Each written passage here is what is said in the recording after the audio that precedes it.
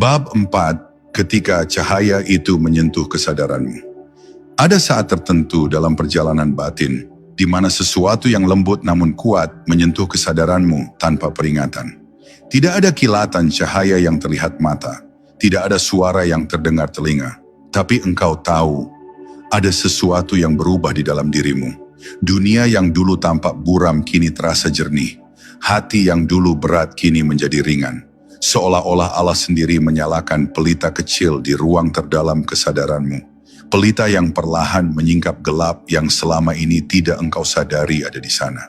Itulah cahaya laduni, bukan cahaya yang datang dari luar, tapi cahaya yang menyala dari dalam.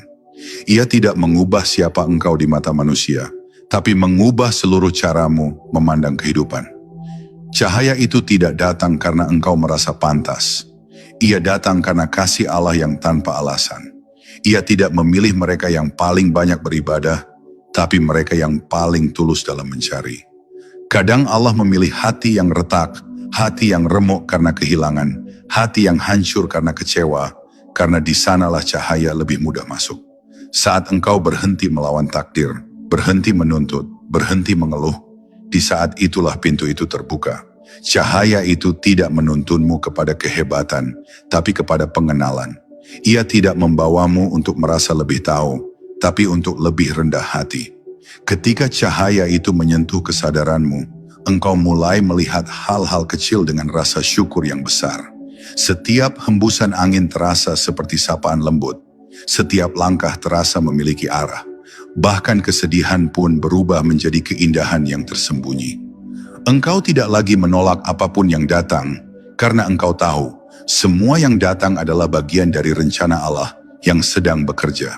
Ini bukan pasrah karena putus asa, tapi pasrah karena mengerti. Ada kebijaksanaan di balik setiap peristiwa, ada makna di balik setiap kehilangan, ada kasih di balik setiap ujian. Namun, jangan salah mengira bahwa setelah cahaya itu datang, hidupmu akan selalu tenang. Justru setelah itu, Allah akan menguji, apakah engkau benar-benar memahami makna cahaya itu, atau hanya terpesona olehnya.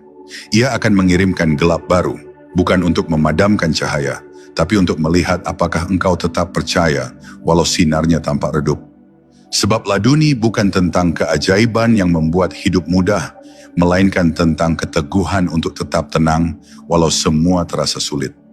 Dan bila engkau terus menjaga cahaya itu dengan keikhlasan, tidak menggunakannya untuk merasa lebih tinggi, tidak menukarnya dengan kebanggaan, maka cahaya itu akan tumbuh menjadi pelita yang abadi di hatimu.